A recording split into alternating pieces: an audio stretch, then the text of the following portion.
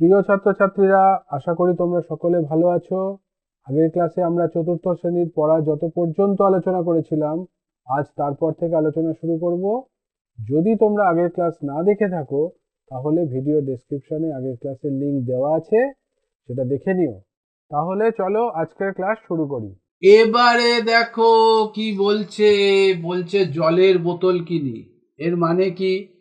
এর মানে হচ্ছে, দেখো, রোহিতের স্কুলে অনুষ্ঠান, অতিথিদের জন্য 5টি 1 লিটারের খাবার জলের বোতল কিনবে।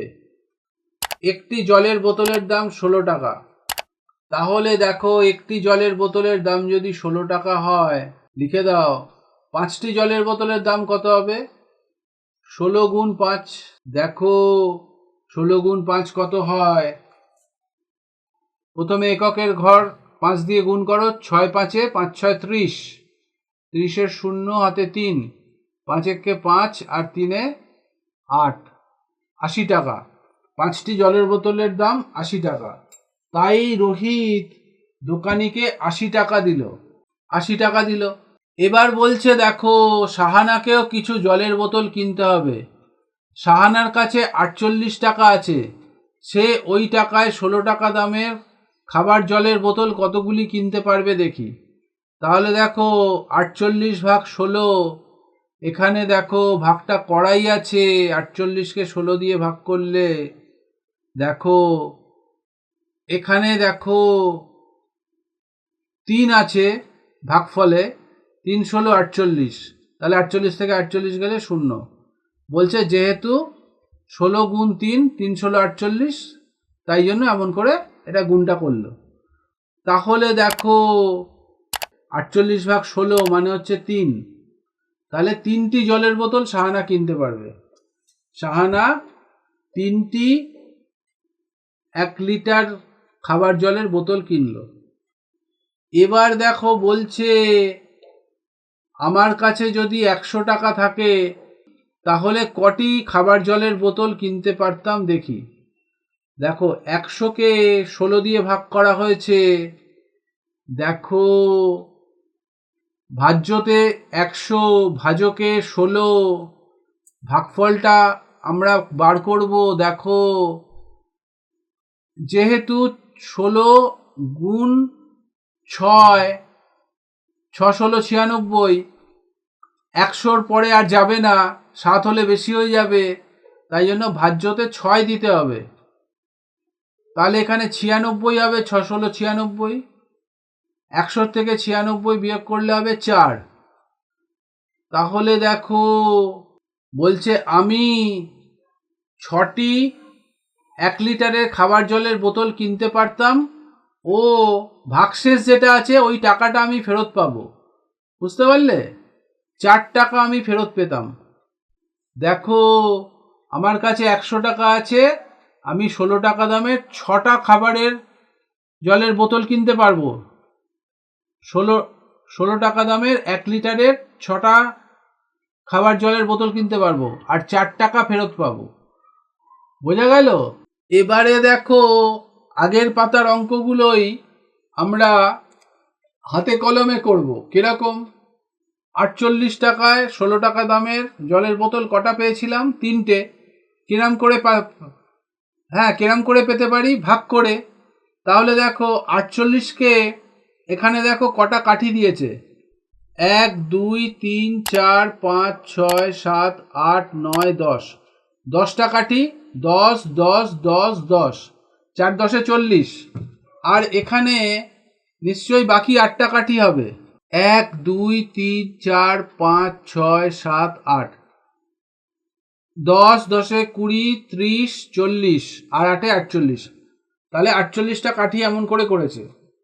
আর দেখো এই 48টা কাঠিকে 3টে করে কাঠি নিয়ে 16টা ভাগ করেছে। দেখো 1টা 2টো, দেখো 3টে কাঠি, প্রত্যেকটায় 3টে কাঠি, প্রত্যেকটায় 3টে কাঠি। কটা ভাগ হয়েছে দেখো?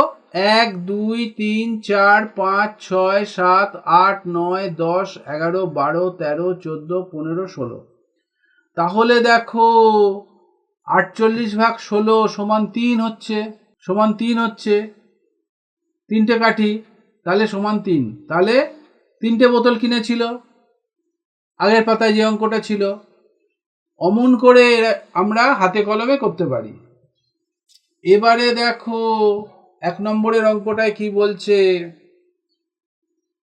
আমাদের স্কুলের বাৎসরিক পরীক্ষায় চতুর্থ শ্রেণীর ছাত্রছাত্রীরা প্রতি ঘরে 12 জন করে বসেছে। যদি তারা 3টি ঘরে বসে তাহলে চতুর্থ শ্রেণীর মোট কতজন ছাত্রছাত্রী পরীক্ষা দিচ্ছে। দেখো এখানে আমরা উত্তরটা লিখব। এখানে একটি ঘরে বসেছে 12 জন, 3টি ঘরে বসেছে 12 গুণ 3, গুণটা করে দাও। 3 দুগুণে 6, 3 একে 3, 36 জন বসেছে। তাহলে এখানে লিখে দাও 36 জন ছাত্রছাত্রী পরীক্ষা দিচ্ছে। কিন্তু দেখো, কিন্তু তৃতীয় শ্রেণীর মোট 42 জন পরীক্ষা দিচ্ছে, প্রতি ঘরে তারা 14 জন করে বসেছে। এখানে বলেই দিল 14 জন। হিসাব করে দেখি তারা কতগুলো ঘরে বসেছে। আচ্ছা, এখানে ঘর বলে দিয়েছিল চতুর্থ শ্রেণীর, আমরা কতজন সেটা বার করলাম। আর এখানে এক একটা ঘরে কতজন বসেছে বলে দিয়েছে, আর মোট কতজন পরীক্ষা দিচ্ছে বলেছে। এবার কতগুলো ঘরে বসেছে। ঠিক আছে, 14 জন বসেছে একটি ঘরে, 42 জন বসেছে 42 ভাগ 14, এটা ভাগ করে যাওয়া হবে ততটি ঘরে। এটা দেখো হাতে কলমে করব আমরা, এটা আলাদা ভাগ করার জায়গা দেয়নি। দেখো 42কে অমনভাবে আগের প্রথমটা যেমন করেছিল 48কে 10 10 10 10 আর 8 এরম ভেঙেছিল, 42কে অমন 10 আর 10এ 20 30 40 আর 2-এ 42 ভাঙলো। 42কে এবারে 14টা ভাগ করলে এক একটা ভাগে দেখো 3টে করে, 1 2 3, 3টে করে কাঠি আসছে।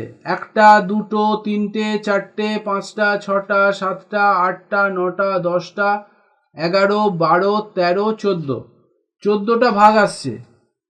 তাহলে দেখো এক একটা ভাগে কত হচ্ছে 3। তাহলে 42কে 14 দিয়ে ভাগ করলে হয় 3, 3টে কাঠি মানে 3। তাহলে 3টি ঘরে বসেছে, 42 জন বসেছে এক একটা ঘরে 14 জন করে, তাহলে 3টি ঘরে বসেছে মোট। বোঝা গেল? এমন করে আমরা হাতে কলমে ভাগটা করতে পারবো, এটা আলাদা করে ভাগ করার দরকার নেই। ঠিক আছে, ভালো থেকো। আশা করি বুঝতে পেরেছো। কোনো সমস্যা থাকলে কমেন্ট সেকশনে গিয়ে কমেন্ট করবে, বন্ধুদের সঙ্গে শেয়ার করবে, তাতে তোমরা যেমন শিখলে বন্ধুরাও শিখতে পারবে। লাইক করো যদি ভালো লাগে, আর এই সিরিজের পরবর্তী ভিডিও সবার আগে পাওয়ার জন্য চ্যানেলটা সাবস্ক্রাইব করে দিও। সবাই ভালো থেকো, সুস্থ থেকো, টাটা।